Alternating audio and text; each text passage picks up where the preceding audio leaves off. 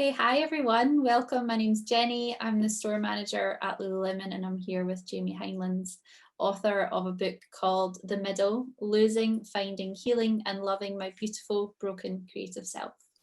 Hi Jamie. Hi, thanks for having me. Thanks for taking time out your day to come and chat with us. So Jamie, I would love if you could just tell us a little bit about yourself and what makes you uniquely you. Oh dear, heck of it. So I'm originally from Northern Ireland. Depending on who you speak to, sometimes people pick up the accent, sometimes they don't. I've kind of been in living in Scotland since 2002, so almost as long as I had been living back home. Yeah, I originally came over here to study and decided I wanted to become a rock star.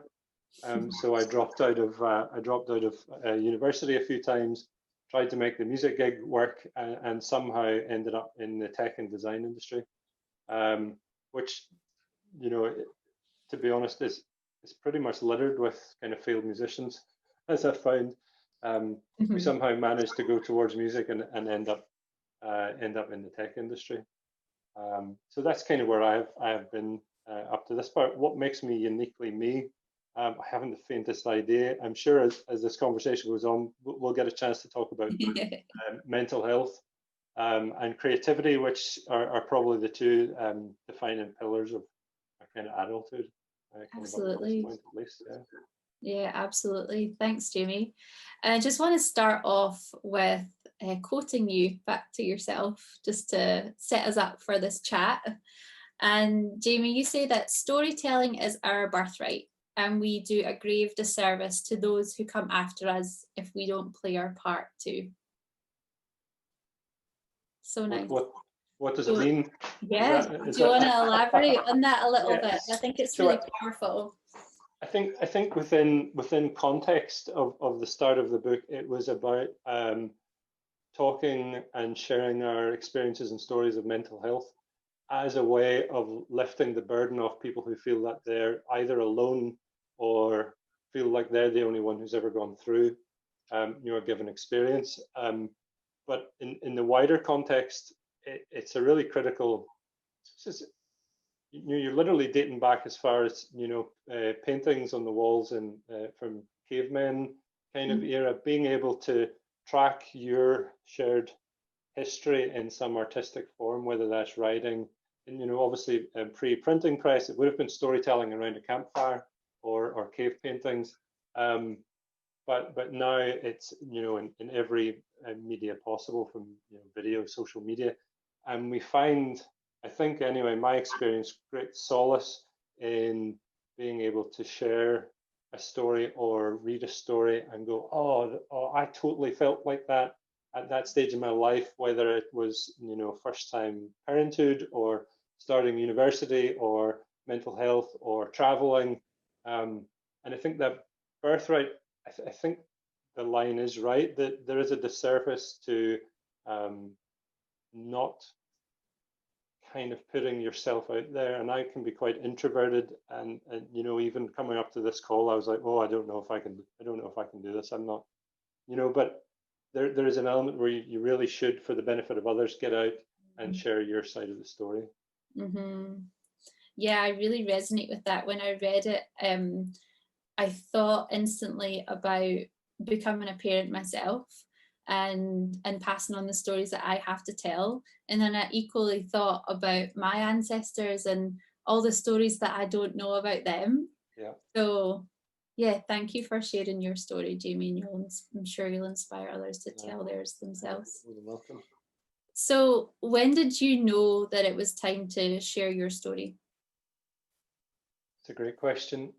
So for, again, a little bit of context, I've kind of suffered from mental health problems on some level from kind of the age of 18, 19, and largely ignored them, pretended they weren't there. I would have some form of implosion. I would get well again, and I'd just keep repeating this cycle. In 2016, I had a massive implosion while we were traveling around Europe.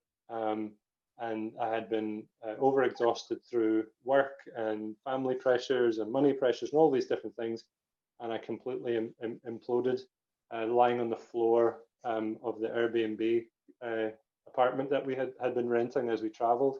And then that kind of kickstarted a 3-year period where it was off the chart, mental health problems. And then kind of last summer, I had got to quite a decent place. I had got back on level, kind of pegging again. And there was something in the clarity of that spell that I can't really quite describe that made me think, okay, I'm going to do some work on myself now. And my wife, Holly, had long been saying that. She said, you need to get on your mat, you need to do the work. And I couldn't work out what that actually meant. To do the work. I had found yoga when I had gone traveling 2-3 years before that. I had done my yoga teaching qualification, and these had been really massive life-changing experiences, but I was never able to make them stick. I came home totally transformed, and then life got in the way again. Practice slipped. And then last summer, I thought, I'm actually going to dive into this in greater depth and see what makes me tick. There was no expectation to write the book, far from it. But I wanted to start writing as a process of documenting all of the things that were coming up. And I got to a stage where my wife kept popping into the back bedroom where I was writing. Say, what is it you're up to? Oh, nothing, just documenting some thoughts, knowing full well I had in my head, I'm going to write a book, but I'm not telling anyone, because then it's real. And I have never written anything more than a couple of blog posts. So the idea of writing a book was complete madness. And then I started writing, and I started building up more confidence and thinking, wait a minute, I could really do this. And then I thought, well, I'm going to gather a few kind of wellness, kind of semi-spiritual authors. I'm going to read some of their work and try and get inspired by it. So I had Liz Gilbert and Glennon Doyle and Brene Brown and Russell Brand and Fern Cotton. And I had this giant stack of books. And when I started reading, Liz Gilbert was a little bit of a changing point, because I realized that she probably doesn't get recognition for what an incredible writer she is. Partly that may be down to how they portrayed Eat, Pray, Love in the movie. Yeah. But she's an insanely talented writer. And then I started comparing myself to her and just closed the laptop, and I said, I'm done. I'm not writing anymore. I can't be Liz Gilbert. So I can't be any, I'm not going to write at all. And I really had to force through that. That barrier, to the point where I realized, actually, just coming back to your very first point about uniqueness, I had to finally decide and accept that I was the writer I was. My writing is quite short and to the point and economical. It's not flowery in that way. It's not vast descriptions or beautiful phrases. Everything is very kind of minimalist. And once I got over that hurdle, everything started kind of falling into place. Oh, I love that, Jamie. Thanks for sharing. I made a couple of notes there, and the last one that I just wrote down is accept the writer that I am. Yep, so yeah, what a pivotal moment to compare yourself to Liz Gilbert and then think, nah, I'm not doing this anymore, and then pivot yourself and restart. So what did you, in that change then from shutting down the laptop to then pulling it back open and starting again, like what did you draw on? Where did you find that sense of power and clarity? How did that come back? Good question. I'm not sure. I know that all of this stuff wouldn't be possible without having somebody to bounce energy and ideas against. And Holly, my wife, is great for that. There's also a stubbornness in the way I approach creative projects that I very rarely will be defeated by anything. And Seth Godin, the kind of marketing writer, talks a lot about shipping, about we must be shipping the products, we must be delivering and publishing them, or releasing music, or sharing poetry with a friend. Yeah. There must be a transfer of energy to the completion of a work, and I think there's a real stubbornness to that, where I had got so far down this path, and then I came to realize that actually the way I approach graphic design in the work that I do in my day job is also economical and minimalist. Mm. So it's a trait that runs across me rather than everything's verbose and amazing in one part of your life and then very economical in another. So that I kind of drew on that to realize that actually that's exactly who I am, for better or worse. The process of finishing the book was, in the beginning anyway, was for me to complete a project. It was only when it went through to my editor, who's based in Geneva, and I thought the book was amazing. I thought it was, I thought this is great. This is a story all about me. Everything's wonderful, and she dissected the first draft and wrote back, and she said, "This is a shambles. This is an absolute mess of a book. Not wholly unexpected from the first draft of someone who's never written before." But she said, I was really confused about what the theme was. And I said, "There's a theme? I thought it was just a story about me." And then you realize, you peel back a layer of the onion and you realize that writing a book or a screenplay or a movie or, whatever it happens to be, has 10,000 more layers of complexity than what we give credit for. So for instance, you go on holiday, you pick up a holiday read and you blast through it in a couple of days in the sun lounger. And then you move on, not realizing that author has put probably 9-10 months of their life into dissecting every word, what the characters' reactions were, what the characters' motivations were.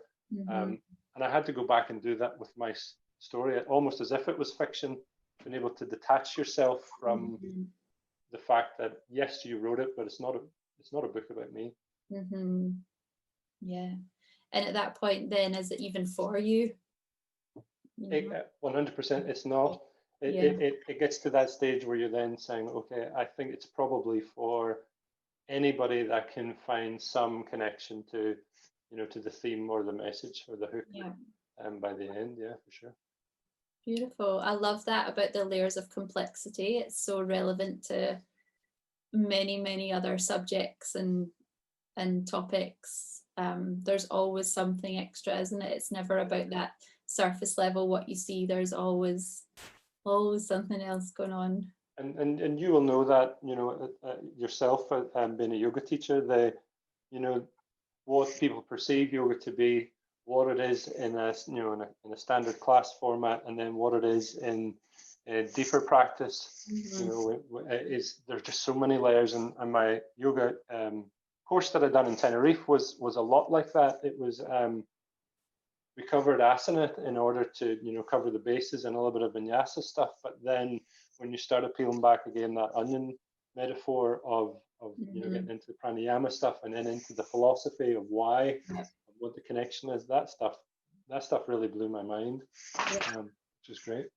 Yeah, and a lot of that becomes very subconscious, doesn't it? When you are a practitioner and you're going to classes, like these elements of yoga do come through, but in an implicit way. And those are the elements that make it different from other things, isn't it? Yeah. These little extras, 100%. deeper layer. Yeah. So there's a few things you mentioned there in your story that you learned about yourself. You said that you learned you're a little bit stubborn. Yep. And minimal and economical. What else did you learn about yourself during your creative process? I hoped to, and again, exactly the same with meditation and yoga.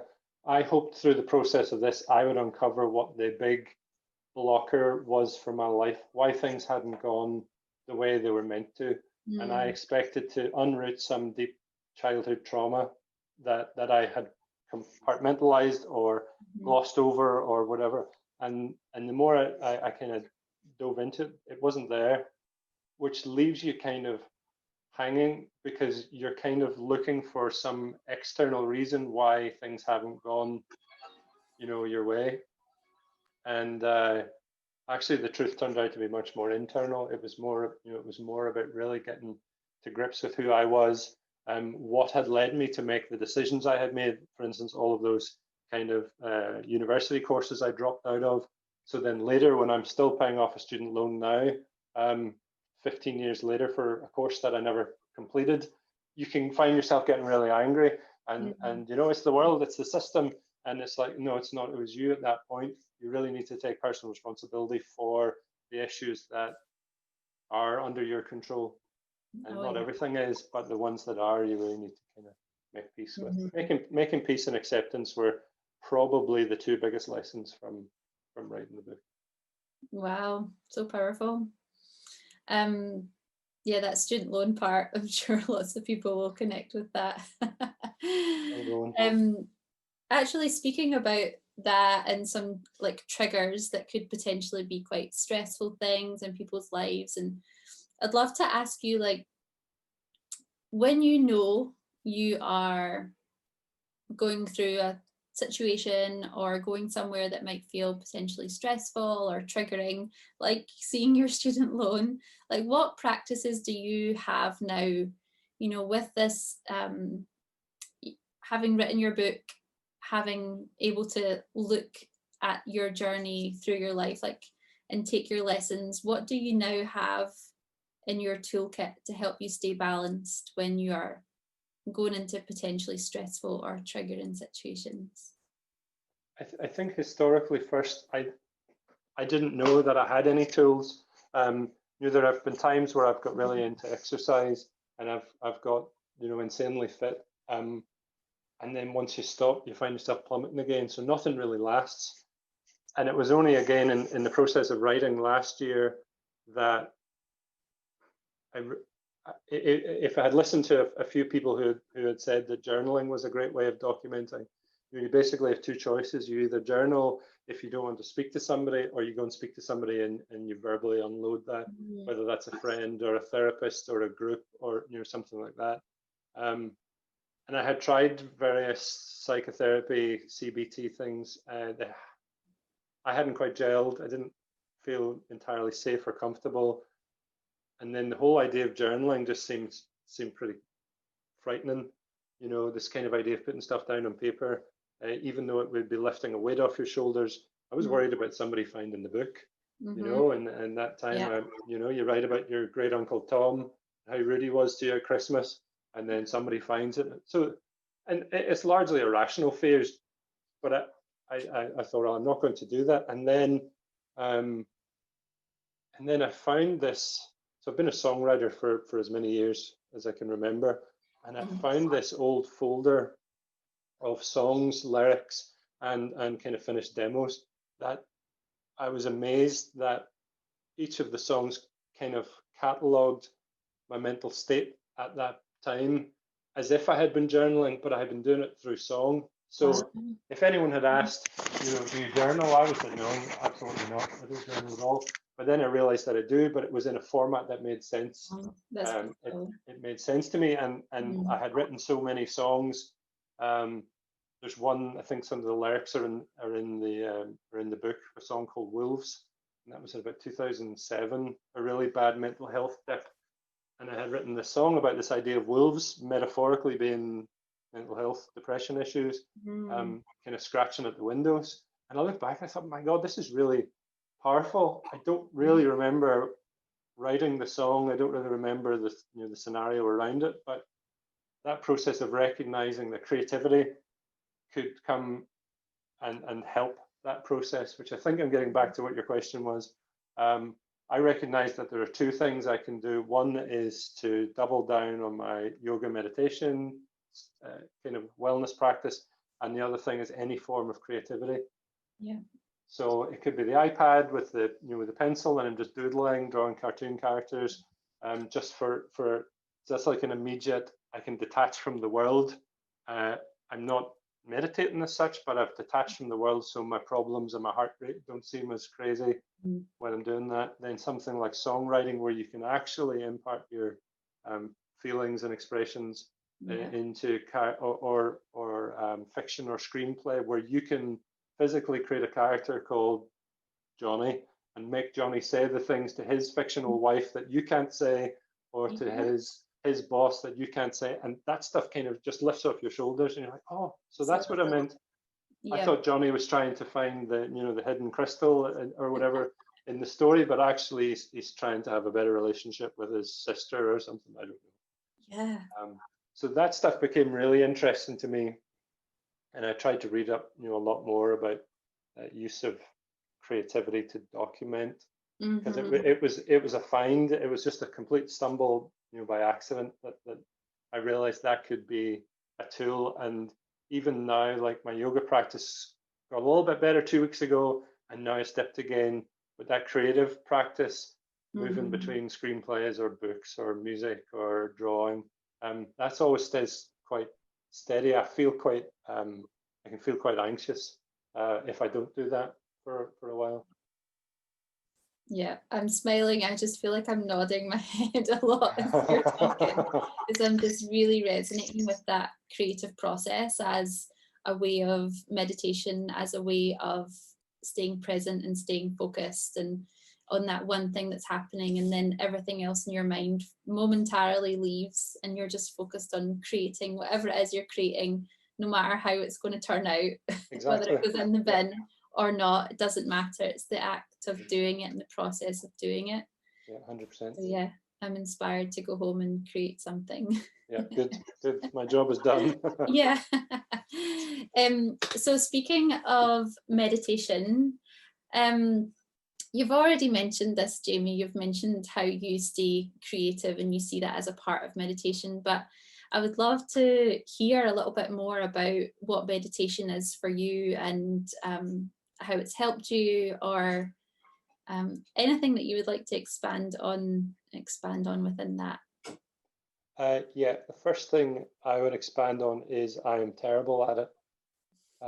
Even after, I don't have a great practice, but it has, I've been doing it now for a few years on and off, and I'm really bad at it, and I know why, which is probably, meditation's probably helped that awareness of being able to witness your thoughts.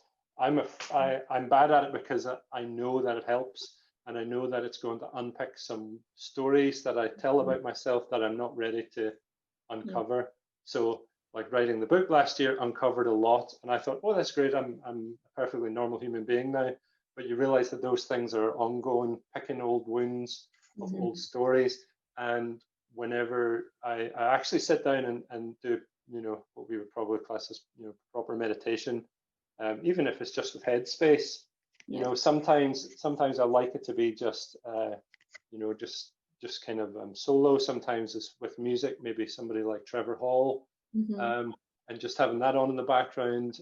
Sometimes it's a little bit of the hatha mantra stuff that I've used before, and like I said, sometimes with headspace. But I find I'm wary of it because it leads you to a truth if you're not in a space to want to confront that. And that also in itself is a telling sign of where I'm at. If I think to myself, right, I'm going to meditate this morning or this evening, and then I find myself tidying the cupboard in the back bedroom and rearranging all the furniture in my office, I know that I'm probably hiding from something. I think what is that? What is the kind of famous quote? If you only have 10, if you only have 10 minutes to meditate, then do it for 10 minutes. If you don't have any time to meditate, then you need to do it for an hour. Yeah. Something like that, and that's what if I find myself in the back wardrobe realigning all the clothes by shades of grey or something, I know I'm hiding from something. Yeah. So I can definitely relate to that. Yeah. Great, thank you so much. I would love to hear a little bit about what would you like the world to know? In a COVID time, well, it might be slightly different, or the American elections coming up. Maybe for a while, so yeah, COVID time. Two things. One connected to the book, since that's we're here to talk about, which I'll talk about after. But the first one is the concept. We seem really terrible just now at this concept of duality, being able to hold two opposing ideas either within our own brains or within a group of friends or a culture, that can both be true to an extent. Whereas, politics and different things have really been guiding us down this route of binary decisions. You're conservative, you're liberal, you're this, you're that, therefore I can never agree with anything you say. And I think that's where we're at a loss of being able to find common ground, to shared experiences. And this idea of, somebody being able to criticize the NHS, for instance, because their family member, the waiting lists are too long and the family member can't get, an operation they need. Being able to hold, as a society, be able to hold those two ideas, that the NHS has been incredibly beneficial and amazing to a lot of people this year and all years, but also that there's a lot of problems with it. Yeah. And that if we can't hold those two things at the same time, we're never going to get to a place where we can start improving on them. Yeah. You've got the haters, and then you've got, and social media exists in that camp too.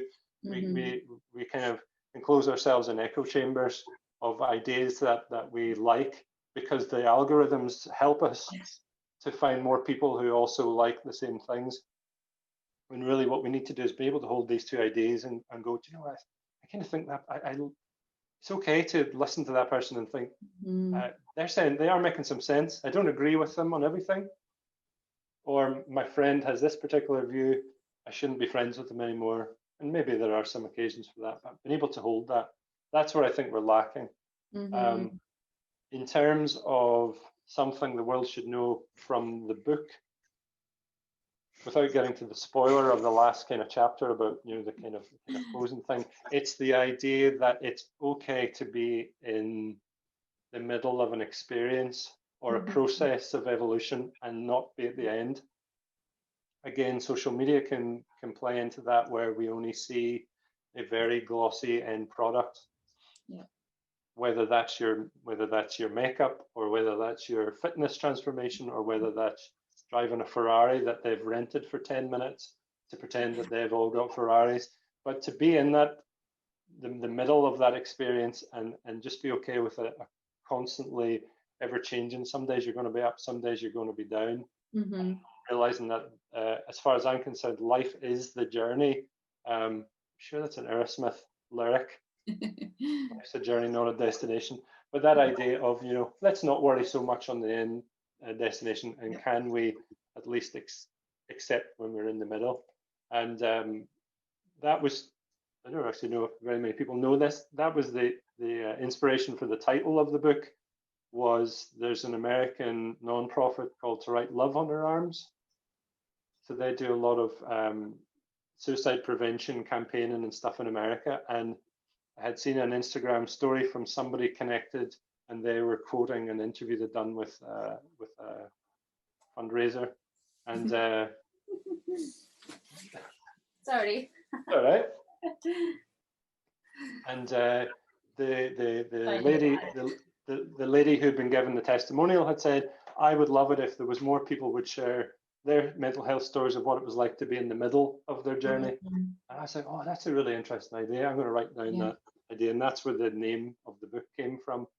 The idea of not what it's like to look. I think that's easy, isn't it? Like a TED talk, to see a lot of stories of people who said, oh, I suffered from mental health and now I've got 4% body fat and I earn 7 figures and I now live in Tahiti. And I was like, well, that's fine, but that's not my truth.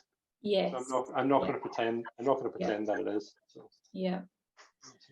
I think that's such a beautiful way to be inspired by the title. It's something that's actually really resonated with you. And I think a lot of people can connect with that because, like you say, social media portrays an image of a beautiful, polished, finished product or finished journey for a lot of people, and that's not always where we're at. Yeah, and just accepting where we are at, knowing that we're all on a journey and it all looks different. So. For sure. Yeah. So what can we expect from your book, Jamie? Well, I don't know if I'm the one to write. So judging on what people have come back to me, they have appreciated the fact that it's probably in about 50 or so micro chapters. It's not a dense book. It's not heavily, as we spoke about already, it's not a heavily You know, we don't dive into things in great depth. That was from my style of writing, but what I've also come to realize from the feedback I've got is that people who have been in an equal bad place, mental health wise, anxiety, depression, don't have the concentration levels a lot of the time, or the mental capacity to hold great volumes. You know, this isn't a scientific book. I'm not trying to advocate for a way of life. It also wasn't ever meant to be a book about an approach to wellness, an approach to how to do things. There's a little bit where I talk about some basic yoga exercises that on a given time have helped me. Very basic stuff, because I know from my experience that pulling yourself off the sofa is a total victory some days. So to be able to even get on the floor and just do some cat cow can be a real benefit. You start to feel that energy starts shifting again, and you start to feel better. So I had a friend who read the book and she said she was dyslexic, and it was the second book she had ever finished as an adult. The only other one was Harry Potter. So if that puts me in esteemed company with absolutely Harry Potter, then maybe that's a cool thing. That's great, Jamie. Thank you so much. Thanks for taking the time to chat to me today. And for anybody watching, we're going to have some copies of Jamie's book in the store. If you would like to get one, you can come by this weekend. Jamie, thank you so much. My absolute pleasure. Thank you. Thank you. Have a great day, Jamie. I will do. Thanks a lot. Thanks, everyone.